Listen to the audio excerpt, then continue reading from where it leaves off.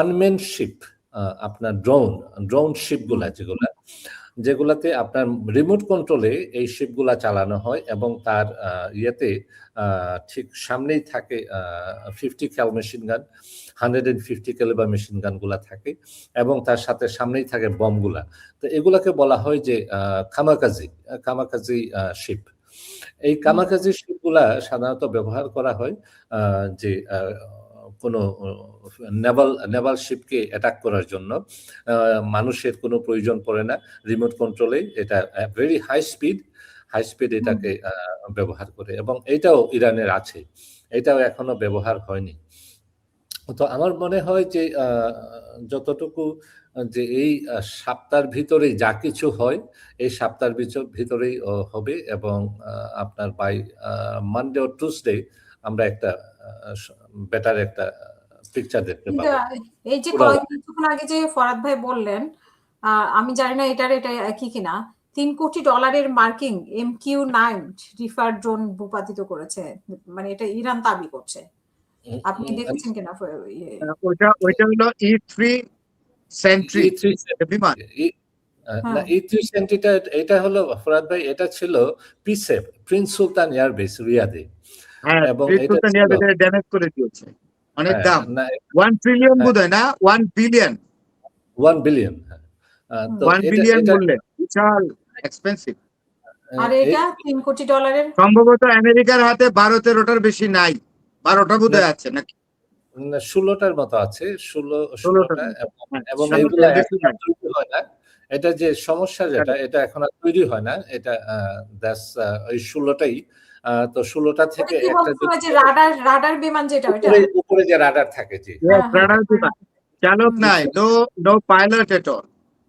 না, পাইলট আছে ফরাদ ভাই, এটাতে পাইলট আছে, কিন্তু এটার ভিতরে যে আপনার টেকনোলজি, সেই টেকনোলজিতে এটাকে বলা হয় একটা কমান্ড সেন্টার। ওখান থেকে আপনার সবকিছু গাইড করা, ড্রোনগুলা মিসাইলগুলা করা যায়, শনাক্ত করা যায়। এখন প্রশ্নটা হলো কি, পাইলট কি অপারেট করে নাকি এটা সেলফ অপারেটেড? না, পাইলট অপারেট করে। ওটার ভিতরে প্রচুর ইঞ্জিনিয়াররা থাকে এবং এগুলা গাইড করা হয়। এটা একটা কমান্ড সেন্টারের মতো কাজ করে। এটার ভিতরে সব টেকনোলজি, যে এই টেকনোলজি গুলা এটাকে বলা হয় যে কন্ট্রোলার অফ দ্য স্কাই। এই উপর থেকে সবকিছু কন্ট্রোল করবে, গাইড করে নিয়ে যাবে। তারপরে কে কোথায় আছে, কোথায় আপনার অ্যাটাক করতে যাচ্ছে, কিভাবে অ্যাটাক হবে, সবকিছু আপনার দ্যাটস এ কমান্ড সেন্টার বলতে পারেন। এখন আমরা পাঠান ভাইয়ের বক্তব্যে আমরা শুনতে পেলাম যে আজকে তো বাংলাদেশে হলো মঙ্গলবার, 3 দিনের মধ্যে একটা কিছু। তাহলে আমেরিকাতে হলো মানডে। আগামী সোমবার পর্যন্ত we will have to wait to take exactly any conclusion what might be happened in the impending day. কারণ আমি আপনাকে বলি যে ইস্টার ফ্রাইডে ওয়াল স্ট্রিট বন্ধ। ইস্টার হলিডে আসতেছে, তো ইস্টার হলিডে তো ফ্রাইডে থেকে শুরু। Easter Friday holiday, Wall Street বন্ধ। ফ্রাইডে, স্যাটারডে, সানডে, এই 3 দিন হবে the massive operation, because Wall Street is close এবং অনেক লম্বা সময় যে অ্যাগ্রেসিভ যতটুকু শক্তি, সেই সব শক্তি প্রয়োগ করা হবে। তাইলে এখানে একটা জিনিস, একটা সম্পূরক প্রশ্ন করি, আজকের ডিবেটটা খুব ভালো হয়েছে, মানে জানাশোনার বিষয়টা আর কি, যে এটা যদি হয়, হাসিনা আপা ডোন্ট মাইন্ড প্লিজ, এটা আমাদের নলেজের জন্য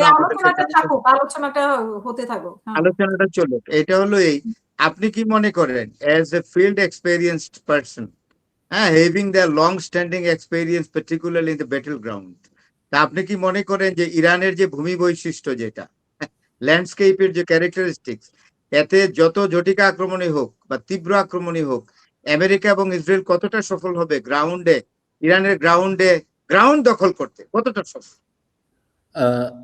দেখেন, আমেরিকা এবং বিশ্ব শক্তি এখন আর উপর থেকেই সব যুদ্ধ হবে, কোনো গ্রাউন্ডে যে অকুপাই করার মতো, ইনভেড করার মতো সেই ক্যাপাসিটি এখনো ওই জনবলই নেই। আপনি এই 30,000 আর 40,000 জনবল দিয়ে আপনার গ্রাউন্ড ইনভেড করা যায় না, এটা ঝটিকা অপারেশন হয়। হ্যাঁ, Correct. 82nd এয়ারবোর্ন যারা প্যারাট্রুপার Yes. যাদের হচ্ছে যে নামবে, এই 5,000 10,000 দিয়ে আপনি ঝটিকা অপারেশন করতে পারবেন, কিন্তু গ্রাউন্ড ইনভেড করতে পারবেন না।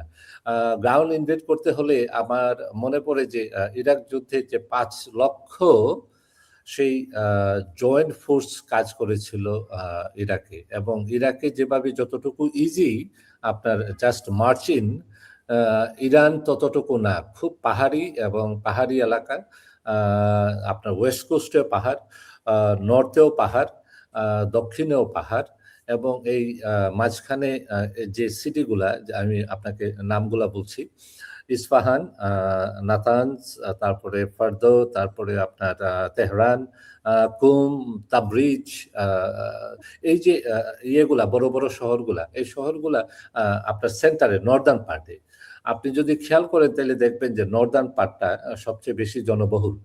সাউদার্ন পার্টে জনসংখ্যা খুবই কম। তো আমার যদি কখনো যদি কোনো ইয়ে হয়, গ্রাউন্ডে যদি যায়, তাইলে আপনার সাউদার্ন পার্টে আমার মনে হয় যে ইউএই থেকে এই অপারেশনটা হবে।